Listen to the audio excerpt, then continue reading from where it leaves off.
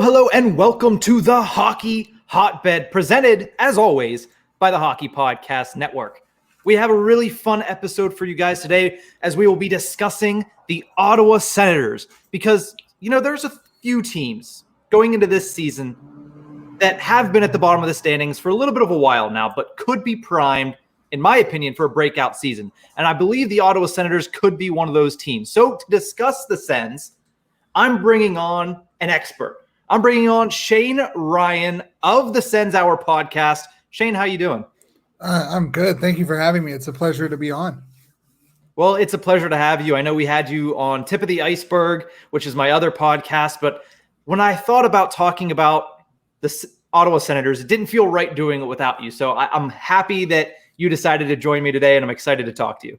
Hey, I mean, I'm thankful that you thought of me when you were like, hey, let's talk about the Sens. I'm glad that I was the person you thought of to have on.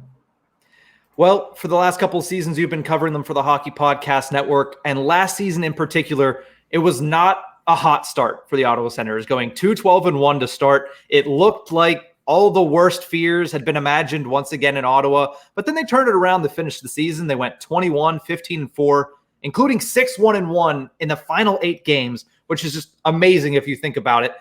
How are they able to turn that around so drastically last season? I mean, goaltending was a huge part of it. Decord came in and he kind of stabilized it. Forsberg played really well. And then, Gustafsson came in when Forsberg and Hochberg and Murray and Decord were all hurt. And he kind of just took control. He played well. He became what a lot of Sens fans were hoping he would become when we got him from Pittsburgh a couple of years ago. But overall, like the young players showed up. Like they started producing, they started playing, they started earning more of a role. And I think as much as people hate that start in the first 15 games, having the veteran guys that a lot of people hated on the team during that, probably very important, because I don't see a lot of rookies or young players, first, second, third year players, being able to handle that adversity by themselves without some sort of veteran guidance, kind of telling them like, hey, this happens in the league. There's times where like you're going on a bad stretch, and it's not a matter of like getting down on yourself. You have to think positive no matter how bad the outcome is. Mm-hmm. And it seems like that young set of core players, it was a really good experience for them last season to be able to turn that around and show that, hey, you can do it in this league. You have the ability. You just need to put it together. And I think that was huge for them. But it seems like the core that they're looking to build around, and correct me if I'm wrong, is Brady Tkachuk, Tim Stutzla, Thomas Chabot, and Josh Norris. That seems like the big core four from the outside, at least. What do you see when you look at that core four? And is there somebody else that I'm missing? I mean, the only other person would be Batherson. I mean, you signed him to a 6-year, basically $4.95 million deal. He's part of the core. He is your top line right winger. Norris is going to be your top line center. Stutzla is going to be, and Tkachuk are going to be your top 2 wingers, and Chabot's going to build on the back end. I mean, that's probably your core 5, and then you have surrounding pieces. Pinto's going to move himself in there. You're probably going to see Sanderson actually join that core. He's probably realistically a core 6 if you include Sanderson when he's in the NHL. But you have a lot of like pieces around that core that can't be dismissed because they're just as important as the core 5 right now. Yeah, as I try to fix this here as I'm messing up on the StreamYard app. But yeah, I hear what you're saying. I know Batherson, when he just signed his new contract, a lot of Ottawa fans were very excited that they got that deal done. And a lot of people around the league were looking for them to figure a deal out with Tkachuk first, but they signed Batherson, still working on the Tkachuk deal. When you look at the negotiations right now, does it make you nervous at all that Tkachuk has not signed heading into training camp? No, not at all. I mean, you look at who else is on that agency. You have Dahlin, hasn't signed in Buffalo, and you have Robert Thomas, who hasn't signed in St. Louis. You also look in previous years with Mitch Marner, Braden Point. These are guys, and even Barzell. Like, people forget that Barzell signed 3 days before the start of the season. He signed January 9th. Season started on the 12th. So like the RFAs, especially these high-end RFAs, who are 21, 22 have all the leverage. I know teams, people say, oh, the team has the leverage, but hey, the RFA doesn't have to sign a contract if he doesn't want it. Like, he can sit out, he can play out. Like, there is no rush for an RFA player to sign. So if you're an agent, you're using that to your advantage. You want the best deal for your player, like for your client, but you're also looking for the best deal for yourself, because most agents get a percentage of whatever contract they sign. So if you had a choice between having your player sign like an $8 million 8-year deal versus, a $5 million 5-year deal, you're going to take the 8 times 8 depending on the player. Like a Tkachuk, for example, or Austin Matthews or Mitch Marner, who took those like high-end short-term deals. Well, when that contract's up, their agents are going to make even more money because they're going to be worth even more. So I'm not concerned. I think it's part of the game. It's part of the business. And when it's going to happen, it's just a matter of when. And Tkachuk's camp doesn't need to make a decision soon. Like, they have all the time in the world, really. I want to kind of shift focus a little bit to a different player in that core, and that's Tim Stutzla. He put together 12 goals, 29 points in 53 games, kind of a modest rookie season, but at the same time, still did a lot of really good things. With him heading into his sophomore season and his first full season, an 82-game slate, what do you expect as far as production from him? And really, who is he going to be playing with? I know you said probably second line, left wing, or right. Is he left or right wing? I'm not sure, but you said roughly second line. I mean, what do you expect as far as his production this year? So, I mean, I think people forget with Stutzla is that he would have been an 18-year-old rookie. If it wasn't for the late start, like Ottawa's first game against Toronto was his birthday. It was his 19, so he's going into his 19-year-old age 19 season. I don't know a lot of rookies. There's not been a lot of rookies that have been able to dominate or put up consistent, 50 plus points that young. Obviously, Austin Matthews, Connor McDavid, Nathan McKinnon, those guys though are generational talents. I think we can all agree on that. Stutzla, he's going to put up, I personally, I think he's going to hit 50 points this year. I think if Ottawa wants to be competitive, Stutzla, he put up 30 in 53 games. So he was actually on pace for almost a 50-point season. I think he would have ended up at like 44 points or so, something like that, in a full 82-game season. So he was getting there in his rookie year. I think you're going to see him play with most likely Pinto or even Colin White on that second line, and he's going to have his chances. I think 50 points minimum is where Stutzla falls in a sophomore year in a full 82-game season. I mean, minimum, that would be probably the dream for Ottawa fans if he could go out there and put up that performance. And realistically, from what I saw, limited of what I watched of the Ottawa Senators, it seemed like he kind of got it right off the bat. He might not have been putting up Austin Matthews type rookie numbers, but it seemed like he understood how the game needed to be played at the NHL level. And I think that is the biggest thing. It is not the fact that he's putting up these points. It's the fact that he understands the pace of play and the points will follow. Because like you mentioned, for an 18-year-old season, which technically, as you mentioned, it was, to put up 30 points in 53 games, over a half a point a game, is impressive. Considering the cast around Ottawa. Yeah, that as well. So I did mean to actually ask one more question about Brady Tkachuk, so we'll bounce back to that really quickly before we move on. With him, do you feel like he is still underrated around the league? I mean, where would you rank him among league stars? Would you put him in that superstar tier, or would you put him a little bit lower? So in my opinion, I mean, this may piss off a lot of Sens fans who hear this. No one on our roster right now is a superstar, quote unquote. Like, they have potential, obviously, but I don't see, his career high, I think, is like 45 points. I'm sorry, but you're not a superstar at 45 points. Yeah. Can he be a superstar? Can he be a 60, 70 point guy? Yes. He's entering his age 22 season. I think a lot of fans put pressure on these kids. When I was 21, 22, I was like, most 21 and 22-year-olds aren't playing professional sports. Yeah. So I think it's a little bit, we put these unrealistic expectations on these kids. I don't think he's a superstar, but he's definitely an up and coming player and a guy that if he can shoot better, because he had like a 7.7 shooting percentage last year. If he can hit that to like a 10 to 12% this year, you're probably looking at 30 goals, 60 points. I wouldn't be surprised that, like, if he can do that, hit that 70 point range consistently like his brother, yeah, he's a superstar. But until then, he's a very good player, but I think he's fairly rated, depending on who you ask.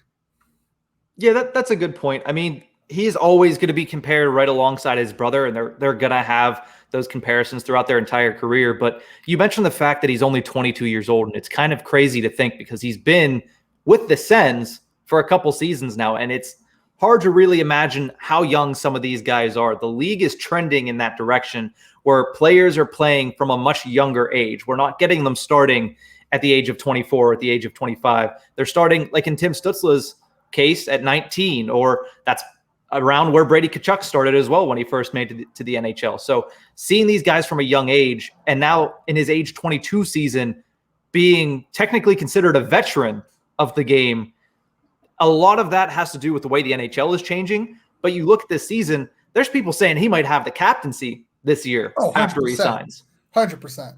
I've been on the Tkachuk captain train probably a year and a half now.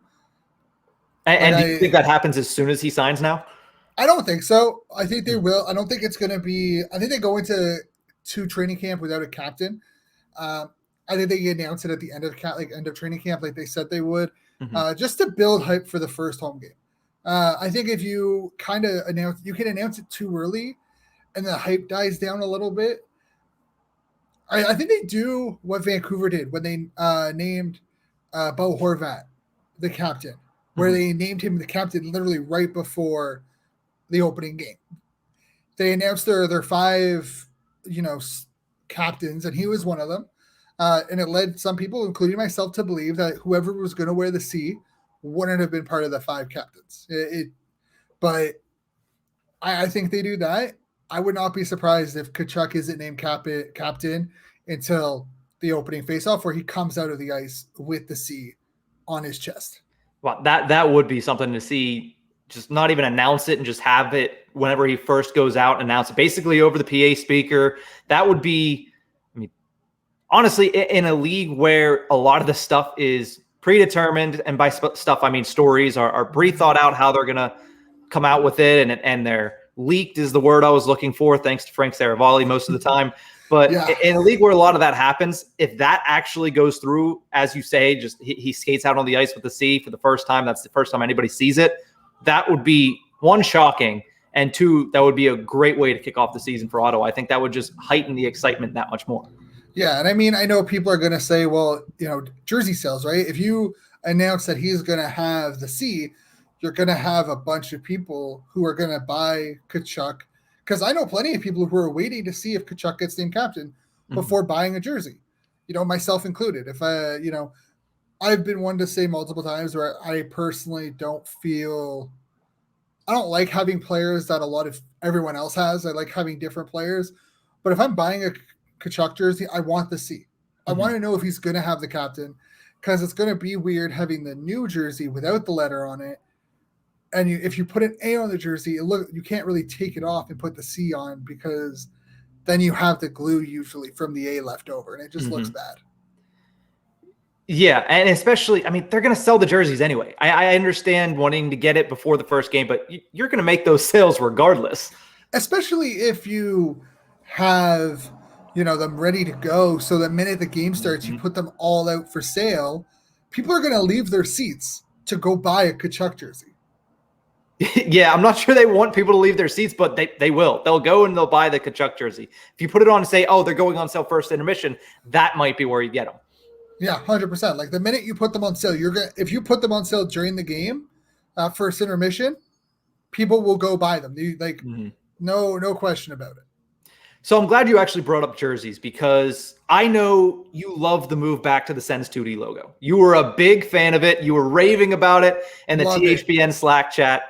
But where would you rank those jerseys? Are they top 10 in the NHL right now? Oh, 100%. The three uniforms are 100% top 10. I think they're up there with Calgary. The Calgary's 3 set is, in my opinion, one of the nicer ones. LA kinda. I don't like their temper, like their home and their away set, but their alternates are fantastic. Mm-hmm. But I definitely think they're top 10 jerseys. Their entire jersey, home, away, and alternate, top 10 easily. And it's almost the simplicity of it. I mean, look at the picture to our right, just the easy 2 black stripes and the 2D logo. I think it all just fits together so well. And honestly, the move made me more interested in Ottawa hockey. I know that sounds weird to say, but seeing the jerseys like this, it made me more intrigued to watch it because I wanted to see how it looked on the ice. And then, of course, bringing in the exciting players that they have also helped as well. It's actually kind of funny because it's not talked about a lot, but the logo on this jersey is technically the wrong logo. Really? So when Ottawa first came into the league, the 2D logo was the same, but on the outside, when it has like the arrows, it had Ottawa Senators on it. And then after their first season, they went to that logo. And because technically this jersey is supposed to be a reverse retro of their original jersey, technically the logo is wrong. It's the wrong logo based off the year they're claiming the jersey is reverse retroed from. I mean, regardless of whether or not it's wrong or right, it looks pretty damn it's good. Amazing. I love it. I think I'm going to get that one before I get the black one if they're wearing them again this year. Yeah, I've looked into those. I need to save a little bit of money. I can't be spending money on jerseys. There's a long list that I want. Yeah, I told myself that like I have a lot of other things, a lot of like podcast stuff to buy, got a heat press machine to buy and stuff like that. That like jerseys are the last thing I'm going to buy. Like, I'm sure there's going to be 1 or 2 that slips through the cracks though. Oh, probably. I mean, I've already bought a couple because like Winners had a bunch of the old Sens stuff on sale. So I bought 2 jerseys for like $30 and I'm like, got a practice jersey and a home jersey for $30. I'm not complaining. Hey, you can't beat that at all. Nope. So we're going to take a quick break here. When we return, we're still going to be talking a little bit more about Ottawa Senators hockey with Shane Ryan of the Sens Hour. We'll be right back.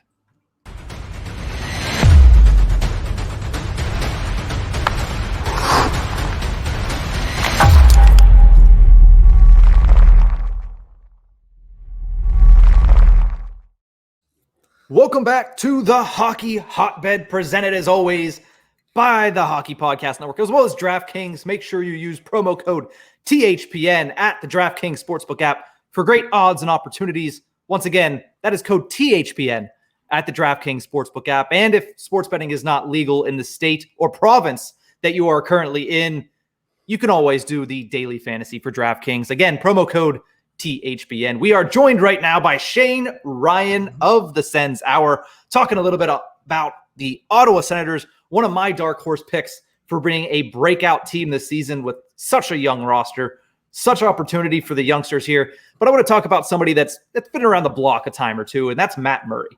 Obviously, being from Pittsburgh, I know plenty about Matt Murray and his ups and downs, but he really did have a rough first season in Ottawa. How long is his leash in that Sens net? There's a couple of guys banging on the door behind him. I know the fact that Joey Daccord is gone helps a little bit, but there's still a couple of other guys that are behind him that could be overtaking him if he doesn't get his stuff together. So how long is his leash? It's pretty long. I'm not going to lie. I think he needs to get rid of the all-white pads, for one. I'm just going to straight out say that. The all-white pads should not make a comeback. I was looking actually at the success of Murray in Pittsburgh, and when he won the 2 cups, he had colorful pads. He had nice pads. He didn't have he went to the all white one and he was trash. He just trash. So maybe don't bring, like by the end of the season, he was actually using Dacord's glove hand. Like he was using his catcher. And he was starting to bring in a little bit of color, but I think Murray has to play really, really bad for him to lose the spot because you have Forsberg and then Gustafsson. I feel like Murray, before he got hurt, before he had the season-ending injury, when he came back from the first injury, he actually started playing well. He had some confidence. He was stellar in that. You kind of saw, what direction he was going, and then he got hurt. I feel like he is going to have a rebound year. This is the year where he shows everyone that, like, hey, those 2 cup years, they weren't flukes. Like, this is the goalie that I am. I mean, For his sake, I hope so. But it's that easy? Just the colorful pads? Honestly, yes. It's the whole idea of like, if you look good, you feel good, you play good. Goaltenders are the most superstitious players. Honestly, outside of pitchers, are probably one of the more superstitious players in sports. You do the same routine, especially when you're hot. You do the same routine. You do everything the same. Nothing changes. I feel like, and we've seen it with other goaltenders. You change the pads year to year, and then you struggle. Then you go back to the other ones, and you have success. It's all superstitious. It's all mental, but it's all about what makes you comfortable. And if colorful pads help him play better versus what the white pads have done, whatever mind games you can to play with yourself to make yourself play better, you got to do it. Yeah, hockey players alone are probably the most superstitious out of all the sports, but goaltenders, you got to have something wrong with you to stand in front of some of those pucks. That's for sure. So let's move it over to kind of the management side, because always you talk about the Senators, you talk about Melnyk, but I don't want to talk about Melnyk. You talk about somebody like Pierre Dorion, who was signed to a multi-year extension with the team just recently. Generally, how have you felt about his handling of this Senators rebuild? Oh, I have no issue with that. I think he's done a very good job. And I've talked about it on length on Twitter about how Ottawa's, like, Pierre Dorion saw the early 2000s retool that Ottawa went through when they traded away Fisher, Kelly, and those kind of pieces. They brought in Gonchar, and they tried to be competitive versus actually trying to build around a core. And I was vocal back then saying that, like, they should have traded away everyone. Spezza, Alfredson, Phillip. Like, they should have built the core around Carlson and Zibanejad and Leonard. But they decided to retool. And Pierre Dorion came to a situation where he looked at the previous 5-6 years where Ottawa was in the playoffs, missed the playoffs, in the playoffs, missed the playoffs. Yeah, we went to the Eastern Conference Finals, and if we beat Pittsburgh in Game 7, who knows what could have happened. But we then tanked in the 16-17 season. So he had a decision to make. Either commit to these players who are reaching their 30s long-term and potentially put yourself in a situation where it doesn't change and you can't really move these players, or build around Shabbat, build around Tkachuk, and kind of say, okay, we're going to do the rebuild that we should have done, 10 years ago. And he hasn't done anything stupid like try rebuilding quickly like New York has done. He stayed to the plan. He's put in Norris. They've drafted really well. I think Pierre Dorion has done a very good job at sticking with the plan and not feeling like he has to do, a move just to make a move. Mm-hmm. So you feel like he's been rather patient with the Senators rebuild? Oh, 100%. Mm-hmm. But, and it's what, year 5? It's been 5 years since that 16-17. Holy crap, it's actually been that long. Holy heck. Oh, man. Yeah, it comes extra fast. It's entering the 5th year since that season. So he's technically entering year 4 of a rebuild, year 3, depending on how you actually look that the rebuild, if the 2019 season, 2019, 2020 was the first year or not. Either way, they've been patient. Melnyk has been patient. He has agreed to the rebuild. And when you have owner support, that makes your job so much easier. Mm-hmm. It makes it easier to be patient, definitely, when you're not getting pressure from above. But shortly after that extension, Pierre Dorion was quoted saying, "This is going to be the fun part. The rebuild is done." Do you believe that the rebuild is finished in Ottawa? Yes. They're not going to be trading players away. And that's not true. They will be, but they're not going to be trading players away just to trade players away to bring in capital. Mm-hmm. Like, could they trade Tierney? Yes. Expiring deal, depending on how Pinto plays and those kind of guys, like, could he be moved? 100%. Especially where Ottawa is at the deadline. And if Ottawa's fighting for a spot, they still might even move him because, you're not going to hold on to an asset if you feel like he's not actually benefiting your team, but he could benefit someone else. But I think, honestly, like, heading into this offseason, you have Brandstrom, you have Norris, you have Formanton are all going to need new contracts. this is the year where they start making moves, and Sens fans need to understand that as much as the things they do may frustrate us as fans, there's a reason why they're in the job they are. Mm-hmm. So that means they're going to go for a playoff spot this year. They're going to attempt at a playoff spot this year. Do you think they have a shot at getting one? Yes. Yes. I look at it, and maybe it's biased. I don't know. Like I know people are going to get mad at me for, but I look at the Atlantic Division. Mm-hmm. Boston's lost Tuukka Rask. They lost David Krejci. So there's a big hole down the middle. I know they have Charlie Coyle, but is he a number 2 center? Probably not. So, and who knows what they're going to do in net for Boston. So even though they have the perfection line, they have Pasternak, Taylor Hall, Patrice Bergeron, and Brad Marchand. Like, is that good enough to really push them to elite status? Who knows? We'll have to see what happens with their goaltending. And if they start getting injuries, can their depth make up for it? I look at Florida. This is the first time since the 90s that Florida made the playoffs back-to-back years. Yeah, they look good on paper. They have 3 top 4 picks or top 5 picks on their roster from one year. They look good. But can that translate to success? Possibly. Let's see how Bobrovsky and Spencer Knight play. Mm-hmm. Toronto, I mean, it's Toronto. Is a Mrazek Campbell duo good enough to replace the depth that they've lost on that in the forward group? Are they walking Mike Riley to free agency? That's a completely different scenario. But Toronto's hit or miss. Montreal, without Price, Weber, I know they brought in Savard, but none of the teams outside of Tampa give me any kind of issues as like, yes, these guys are definite playoff team.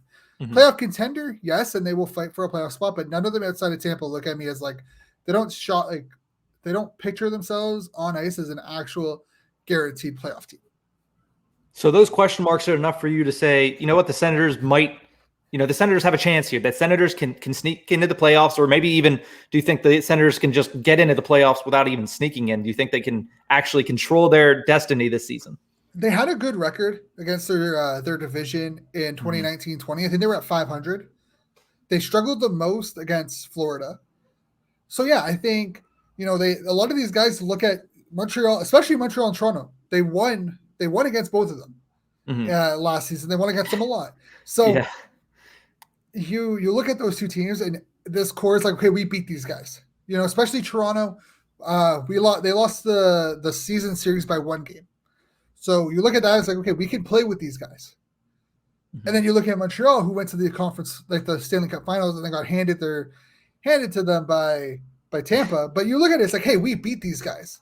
We won the season series against these guys. So if you look at Florida, Boston, Tampa, the same light as Toronto, well, if you can play with Toronto, you can play with anyone in that division, and you can beat anyone in that division. Mm-hmm. If teams sleep on Ottawa and underestimate Ottawa's ability, they will make you pay. Like, they will be able to make you pay. So, I mean, are they favorites? No, but do I think they can do it? 100%. Yeah, the East itself is going to be pretty tough. The Metropolitan and the Atlantic Division.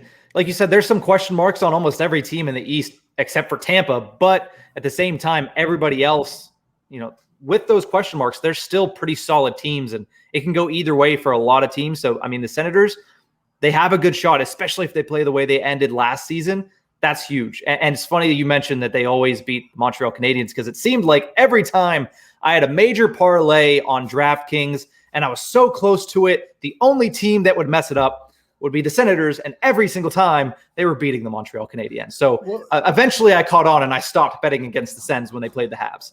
But here's the thing. Ottawa, after the first 15 games, Ottawa was the 3rd best team in the North Division. Mm-hmm. If Ottawa goes, instead of 2-12-1, if they go 6, 6-8-1, mm-hmm. They're a playoff team. A couple of those, if you move a couple of those losses over into the win column early in the season, Ottawa makes the playoffs. They squeeze in ahead of Montreal. So a lot of that, basically everyone but like Dadonov and Stepan from that team, and Stepan missed the entire year. So realistically, everyone besides Dadonov Mm-hmm.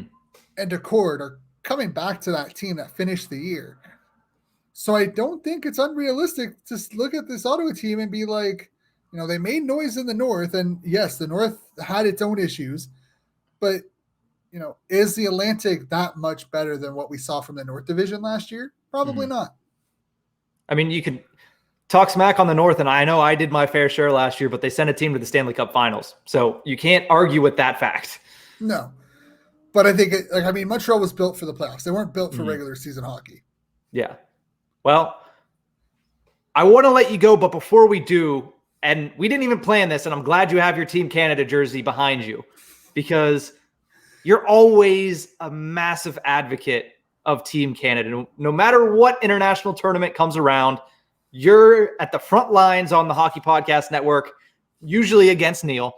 Yes, true. But you're on the front lines for Team Canada. And with the NHL players returning to the Olympics in 2022 and Team Canada, once again, seemingly the clear favorites, how confident are you in their chances for a gold medal? Oh, easily. Easily. I think easily. You're looking at a team that's going to have Crosby, McKinnon, and McDavid on it. Three of the top 10 best players in the league. You add in guys like Stamkos, Mark Stone, Braden Point.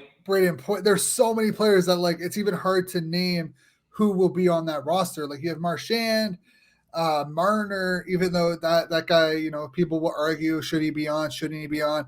You look at the back end with Theodore, Peter Angelo, Nurse, Riley. There's so many options to put a team together that they could probably send 2 or 3 teams and come away with all 3 medals if they sent 3 teams. I'm not even trying to I know you laugh, but you really look at Vegas. Most of their team was Canadian. If you actually go through the Canadians in the NHL, you could probably put together, 18 lines, or 16 forward lines, and 9 defense or 6, or you could probably put together this 3 full teams and be like, I'm confident in how many these teams winning a gold medal. Russia's going to be or Olympic athletes from Russia, as they're going to be called. Yeah. They're going to be in there. Sweden's still going to be competitive, but honestly, I'm not even expecting the U.S. to make the medal round. Really?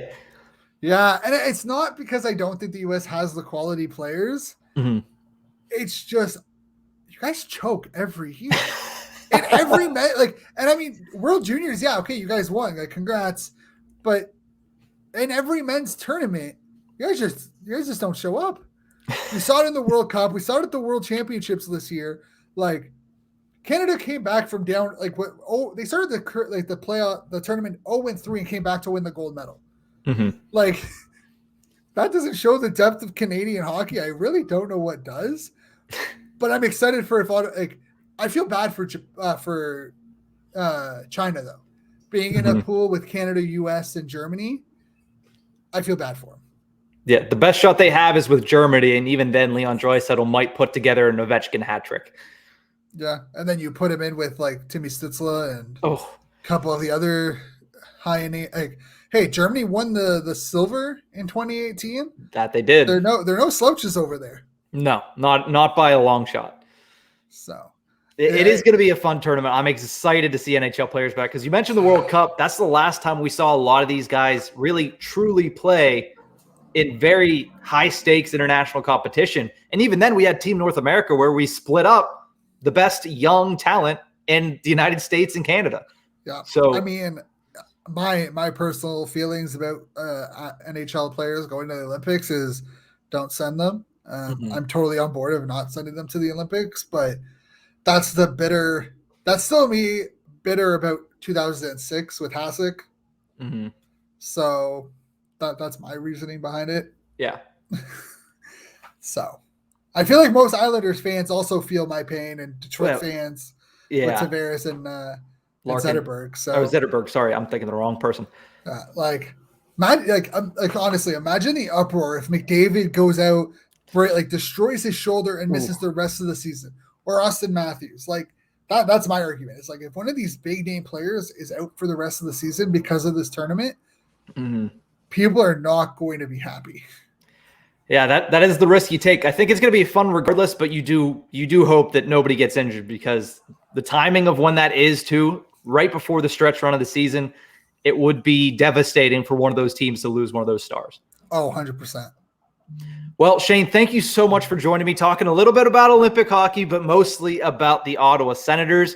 Do you have anything that you want to promote here? Let our listeners know where they can find you on social media and what's coming up on the Sens Hour. Yeah, so you guys can follow me, Sens_hour on Twitter and Instagram. You can also follow along Shane_RY13 on Twitter, and also check out the 13th Man Podcast Network. I'm also working on a couple of other projects, overall sports, so you can head on over to 13th Man Sports and 13th Man Network on Twitter and Instagram to check all that out.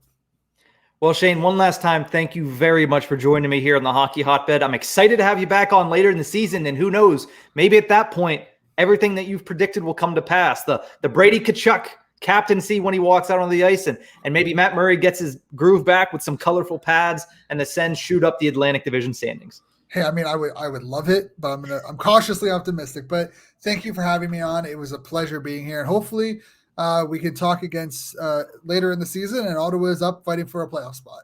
We'll have to see.